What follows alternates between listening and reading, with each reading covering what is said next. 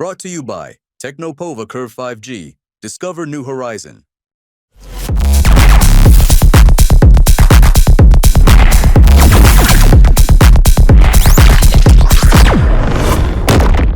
नमस्कार, आप देख रहे हैं मनी 9 और मैं हूं आपके साथ विशाल शर्मा। देश भर में करोड़ों केंद्रीय कर्मचारी और पेंशनर्स के लिए एक बड़ी गुड न्यूज सामने आ रही है। इस बार जुलाई के महंगाई भत्ते में यानी डीए में पिछले बार के मुकाबले में अधिक बढ़ोतरी होने की उम्मीद जताई जा रही है। ये हम नहीं कह रहे हैं, बल्कि ये कहना है फाइनेंशियल एक्सप्रेस की एक रिपोर्ट के अनुसार। अब उसमें कुछ तथ्य दिए गए हैं, कहा कुछ कारण बताए जा रहे हैं कि किस वजह से इस बार तो हालांकि आपको पता ही होगा कि सरकार ने पहली छमाही में डीए में 2% की बढ़ोतरी की थी और करंटली जो केंद्र सरकार के कर्मचारी हैं और पेंशनर्स हैं उनको जो डीए मिल रहा है वो 55% के आसपास मिल रहा है। और 7वें वेतन आयोग का जो कार्यकाल है यानी जो पूरा जो टेन्योर है वो 31 दिसंबर 2025 तक ही है।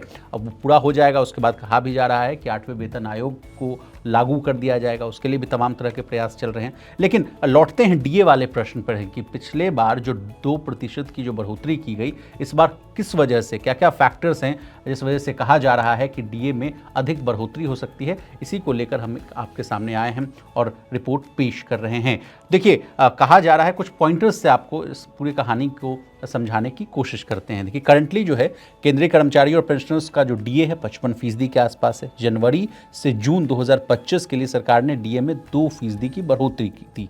7वें वेतन आयोग का, जैसे मैंने आपको कहा कि कार्यकाल जो है वो 31 दिसंबर 2025 तक समाप्त हो जाएगा, इसलिए जुलाई में जो डीए वाला जो संशोधन है वो आखिरी होगा, यानी जो लास्ट जो है, यानी उसको और आसान भाषा में समझिए कि अगले साल से कहा जा रहा है कि 8वां वेतन आयोग लागू हो जाएगा और 7वां वेतन आयोग जो करंटली आपका चल रहा है वो उसका टेन्योर जो है 31 दिसंबर 2025 तक ही है। तो ये जो लास्ट जो छमाही है इस साल का, इस कैलेंडर ईयर का जो अंतिम छमाही है, उसके लिए डीए की बढ़ोतरी की घोषणा हो सकती है। हालांकि ये जो घोषणा है ये कहा जाता है कि फेस्टिव सीजन के आसपास किया जाता है, जब दशहरा हो, दिवाली हो समय। अब मोदी सरकार जो है कैबिनेट की मीटिंग करती है, उसमें ऐलान किया जाता है कि फिर से आपको जुलाई के बाद से जो डीए है वो कितना प्रतिशत मिलेगा। तो अब आइए कुछ आंकड़ों पर डिस्कशन कर लेते हैं। जो फाइनेंशियल एक्सप्रेस की रिपोर्ट कहती है वो क्या कह रही है। देखिए, AICPI-IW इसको क्या कहते हैं, औद्योगिक श्रमिकों के लिए ये उपभोक्ता मूल्य सूचकांक होता है। इसके आंकड़ों को हम लोग आसान भाषा में समझने की कोशिश करेंगे। देखिए, AICPI-IW का मार्च और अप्रैल 2025 में जो है इसमें लगातार बढ़ोतरी देखने को मिल रही है। आंकड़ों से समझिए, मार्च में 143 के आसपास था, जबकि इसका जो अगर कंपैरिजन करेंगे तो उस समय मार्च में जब ये 143 हुआ तो उस समय भी ये 0.2% 2 अंकों की बढ़ोतरी इसमें थी। अप्रैल में जो करंट डेटा आया है उसमें ये जो आंकड़ा है ये 143 से बढ़कर 143.5 हो गया, यानी 0.5 अंकों की वृद्धि हो रही है। अब कहा जा रहा है, रिपोर्ट में कहा जा रहा है कि अगर मई और जून के आंकड़े भी सकारात्मक रहे यानी पॉजिटिव रहे तो जुलाई 2025 से जो डीए है वो लगभग 57.95% हो जाएगा, यानी जो करंटली आपको 55% का डीए मिल रहा है वो बढ़कर 58% हो जाएगा, यानी कि 3% की वृद्धि की संभावना ऐसी जताई जा रही है। अब जुलाई से लागू होने वाली है दूसरी किस्त, ये वाला मामला भी आपको हम समझा देते हैं। देखिए, केंद्र सरकार के कर्मचारियों के लिए 2025 में डीए की जो दूसरी किस्त है वो 1 जुलाई 2025 से होनी है। हालांकि आमतौर पर इसकी घोषणा, जैसा मैंने आपको बताया, कि अक्टूबर या नवंबर के महीने में दिवाली के आसपास की जाती है। इस बार जो है औद्योगिक श्रमिकों के लिए जो AICPI IW वाला जो मामला है वो अप्रैल महीने में 0.5% की जो अंकों की जो वृद्धि है वो दर्ज की गई है, जिसको कहा जा रहा है कि कर्मचारियों के लिए ये अच्छी बढ़ोतरी है। उससे देखिए कई तरह की उम्मीदें भी हैं जागती हुई नजर आ रही है। अब कितना मिलता है महंगाई भत्ता, ये भी जानना बहुत ज़रूरी है। देखिए, अभी सरकारी कर्मचारियों को 55% का महंगाई भत्ता मिलता है, यानी जो डीए अभी करंटली मिल रहा है वो 55% है। अब महंगाई भत्ते का जो भुगतान है यानी पेमेंट है कर्मचारियों की बेसिक सैलरी पर दिया जाता है। अब इस आंकड़ों को भी समझ लीजिए। मान लीजिए अगर आप एक सरकारी कर्मचारी हैं और आपकी बेसिक सैलरी जो है 20,000 रुपये के आसपास है, तो 20,000 रुपये की बेसिक सैलरी का अगर 55% महंगाई भत्ता अगर उसमें जोड़ा जाए तो 20,000 का 55% जो आंकड़ा बनता है वो 11,000 रुपये के आसपास का बनता है। यानी अभी आपको 20,000 रुपये की बेसिक सैलरी प्लस 11,000 रुपये का महंगाई भत्ता मिलता है। यानी जो कुल आंकड़ा है, जो कुल सैलरी है वो 31,000 रुपये के आसपास बैठता है। अब इसमें मान लीजिए कि 2% की जो कैलकुलेशन था जो पहली छमाही का, उसके बाद अगर 3% का कैलकुलेशन होगा तो इसमें ज़रूरी हल्की बढ़ोतरी आपको होती हुई दिखेगी, जिससे आपको महंगाई में थोड़ी राहत मिलती हुई दिख सकती है। अब कैसे कैलकुलेट होता है डीए, ये आपको मैं बता दूं तो डीए का भी जो कैलकुलेशन है वो वही है, एआई सीपीआई आईडब्ल्यू के आधार पर होता है।